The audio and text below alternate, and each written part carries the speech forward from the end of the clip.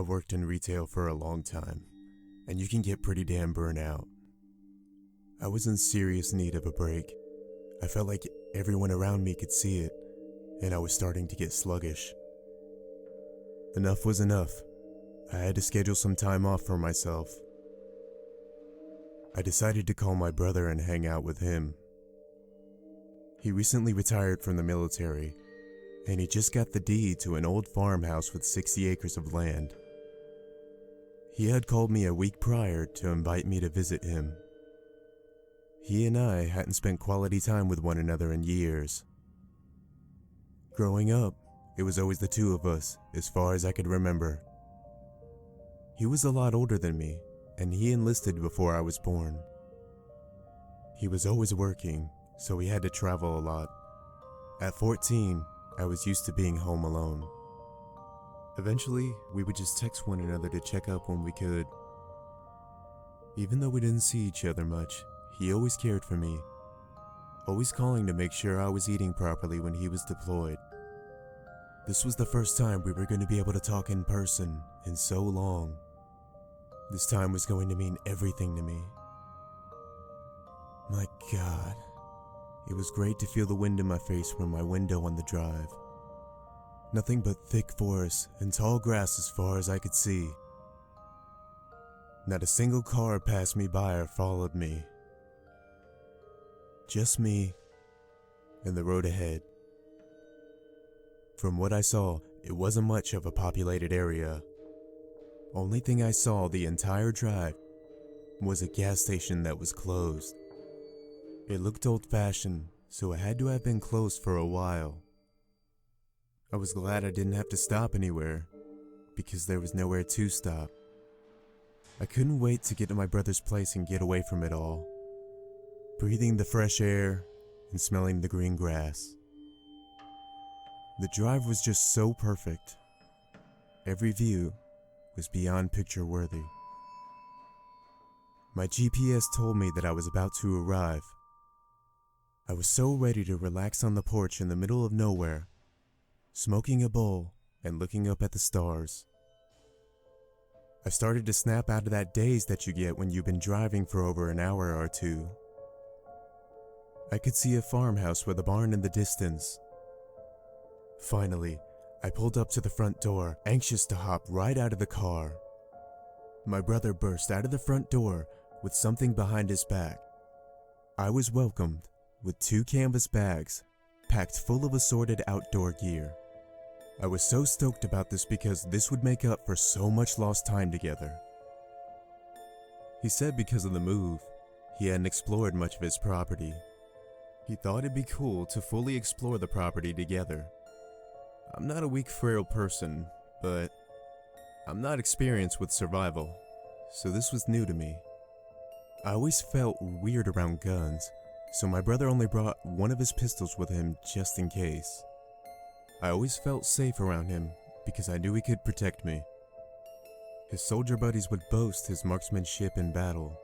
He himself would never talk to me about it. I figured he'd seen, or maybe even done, some horrific things. But that wasn't the guy I knew. All I could gather from the moments he spoke his thoughts was that it was some scary stuff. Stuff that would make me, or any normal person, sick to all hell. So I never brought it up. I wasn't worried at all, because he handles himself well, and is a very sharp, focused guy. After having a few drinks and talking all night, we both decided to get some rest. He went upstairs to his room, after telling me good night, and that it was really great to see me. I have to admit, I was pretty shocked because he never said any of that stuff, even to me. I decided I would chill out front and smoke before bed. After a few hits, I was feeling good and ready to hit the hay. As soon as I was about to touch the doorknob, I heard something. It sounded like a deep growl coming from the dark, distant forest. I paused while looking out into the darkness. Moments passed, and I heard and saw nothing. I went inside and went to sleep, thinking it was something normal in a rural area. My excitement for the adventure outweighed my fears of what it could have been. We awoke early in the morning, eager to set out. We wasted little time eating breakfast before we were out the door and into the wild. We entered the line of trees that entered as far as the eye could see behind the house. Lush green wild began to swallow the sun as we stepped further and further. It was very dim in the forest, so the temperature dropped significantly. I figured this was normal as my brother didn't really have a reaction until he saw my expression. "Hey, notice that drop?" he said with a smirk.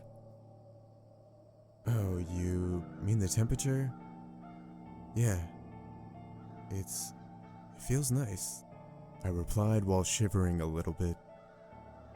It did feel good, but I lived in an apartment in the city, so I never experienced any of this. Even so, this was all so amazing to me, and this was exactly what I needed. Finally, getting a break. The sun was fading as we walked and the night crept on us. It was hard to see, but I could tell we made some great distance around his property. When he looked on his phone at a map of his land, he could see our location. He saw that we were at the furthest point of his land. We were smack dab on the borderline. I asked him where his neighbors were, because I still saw no sign of anyone living nearby. "Don't got any. House was a gift from my CO. Only house near an abandoned town. Said everyone left in the 50s. He said as my eyes widened. "Wait, an abandoned town? Are you serious? Are you sure this was a gift?" I asked, creeped out, but laughing to cover it. I found it so scary he lived next to a ghost town. "Nothing to worry about. It's miles out. I've got all this land to myself." He said this as if it were completely normal, but clearly, he just didn't give a shit. He started to describe how it was kind of a tourist attraction. People would go there sometimes to explore the abandoned buildings. He said that they probably never made it out of there. I was bothered by this remark, but I just chalked it up to his crude humor. The whole time I just had an odd feeling. I casually asked if he wanted to head back to the house, making it seem like I asked just because I was tired. He said no problem because he was ready to have some food back at the house. I was super relieved, and I was definitely ready for a good meal. My brother's phone started to vibrate, and my excitement turned to worry. "What the?" he said with a confused expression.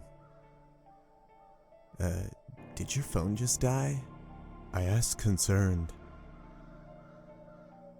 "Yeah, but it had plenty of battery before I left. I fully charged it. Damn phone," he said with a look that he was sincerely weirded out.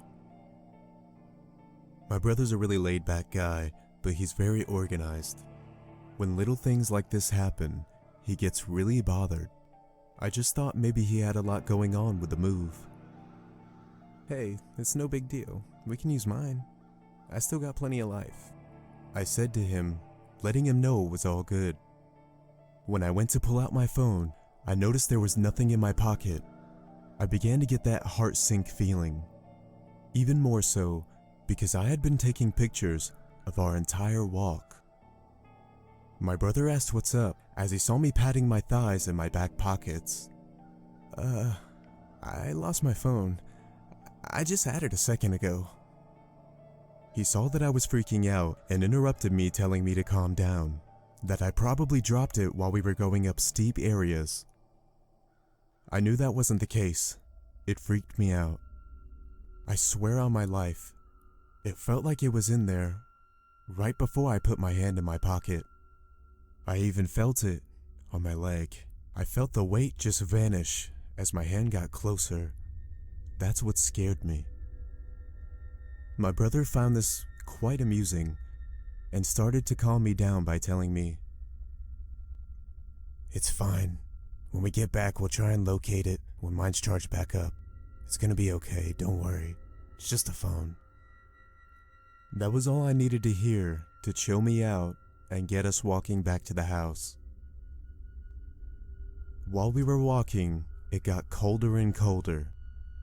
It wasn't like the temperature drop before. It didn't feel right for some reason. It was way colder than before. My spine got chills and goosebumps covered my arms. I thought that this was just me being paranoid. I didn't see my brother shaking or shivering at all.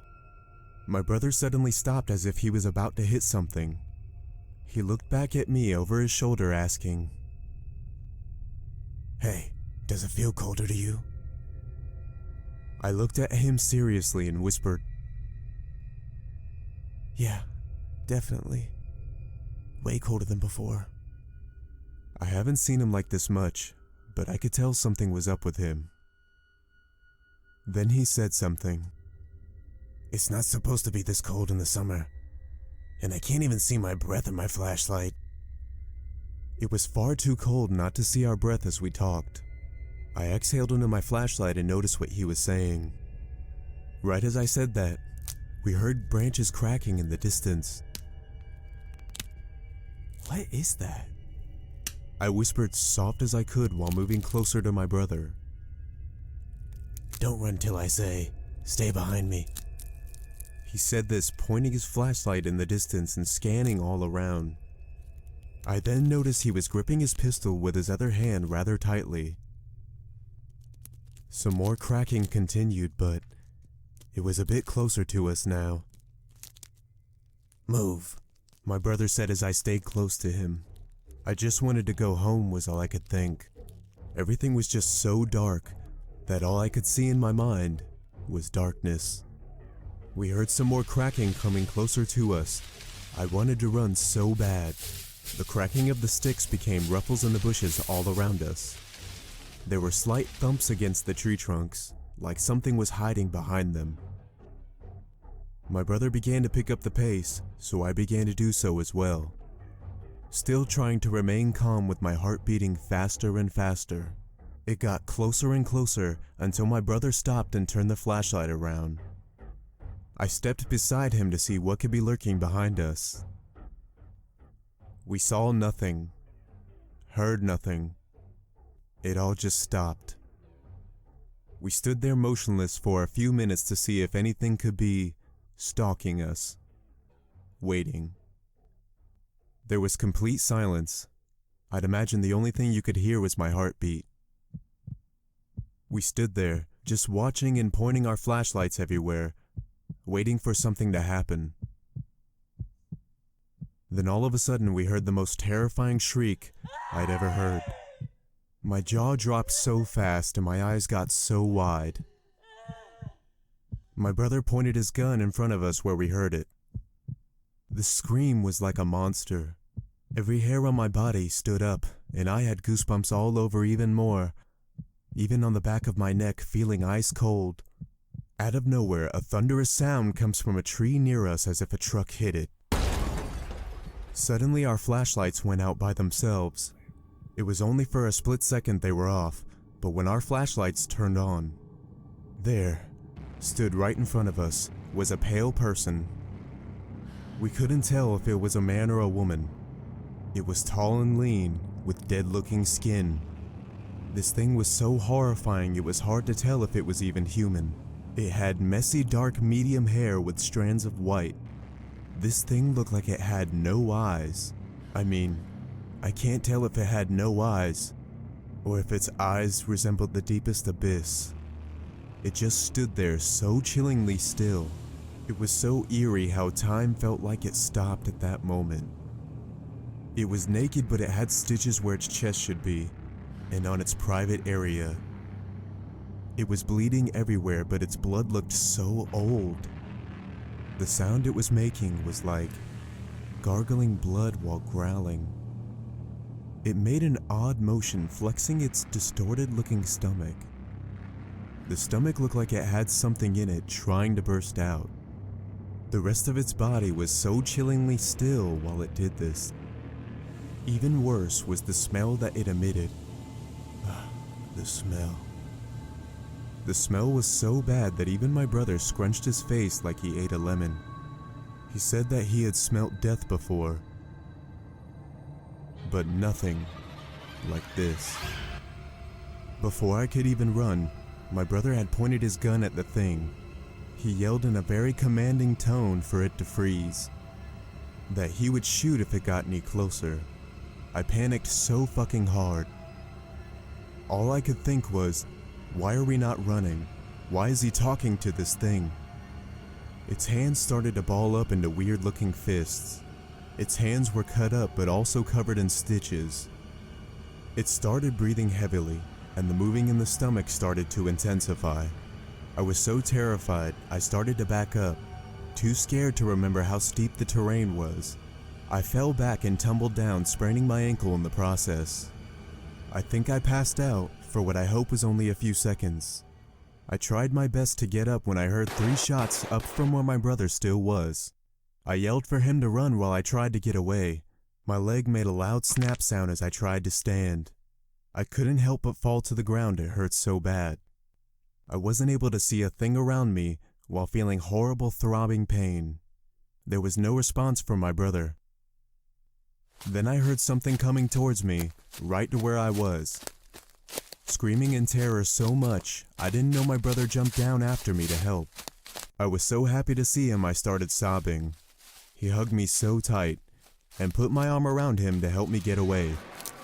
Running with every ounce of strength we had, I felt my lungs would burst at any moment. All while hearing those same crashing sounds in the trees, and ruffling in the bushes. I was so scared and we couldn't see a thing. We were just trying not to fall or run into trees. We were running so frantically with everything that we had that we didn't even realize how silent it became around us. We didn't want to stop though. It was like being blind running in the forest that night. The worst I feared had happened when we tripped over a dead tree. My brother busted his elbow and his shoulder badly, so he couldn't carry me without dropping his gun. We dropped our flashlights earlier, but somehow, a light would come from somewhere behind us. The light would shine upon the mysterious figure again, right in front of us. I just considered it the end for me. Not my brother. He was still holding his pistol and pointed it at the thing. I thought he was going to fire, but he just froze. My brother's eyes widened as if someone tore his eyelids off. He began sweating like he was in 100-degree weather. Within seconds, dripping down his chin. I just laid there, confused and in horror, as my brother lowered his gun and began to cry. He started to tremble and shake while muttering words that I couldn't understand. The thing stood before us, its stomach pulsing aggressively. Its breathing got even heavier. Its body was so still, except its shoulders were moving up and down, making a constant grunting sound at my brother as they moved. My brother began to cry harder and harder, just staring at it, experiencing pure horror within its gaze. His sobbing became so intense. I'd never seen him like this my whole life. He has always been so calm and collected. Why was he all of a sudden afraid of this thing? Why couldn't he pull the trigger? So much was going on at once. Suddenly the light from behind us went out. All was dark. Then I saw something. Within the flare of the gun's muzzle, my brother put the gun beside his head and pulled the trigger. I heard ringing after I heard the gunshot so close to me.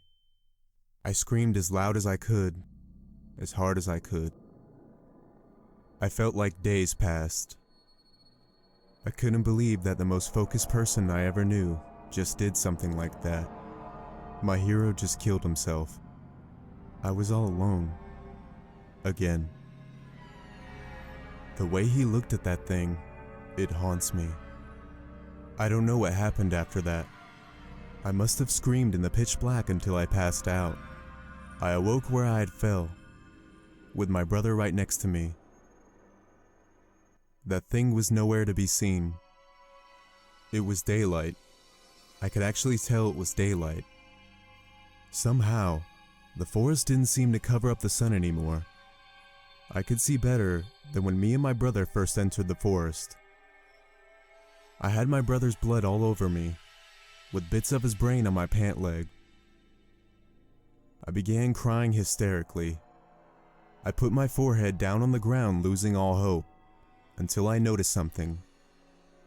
I reached in my pocket and pulled out my phone. It was fine without a scratch and even had signal. I was at a loss for words. The air almost completely vanished from my lungs. It almost made me more angry than it did happy. I dialed for help and a rescue chopper flew right over me. They guided the police and paramedics to where I was. I was still in shock, so it all didn't really hit me until the first night in the hospital. I cried all night in my room, while nothing but the street light through the window kept me company. It's been a long time since that happened. Sometimes by myself, I start to think about it all. I start to think of how crazy it all was. The look my brother had while staring at that thing haunts me the most. So many thoughts run through my mind and I don't know where to start. What was he seeing? He's not one to just end his own life and leave me all alone. I don't know what it is, but that whole area has more to it than we think. I don't want answers until I'm ready to go back.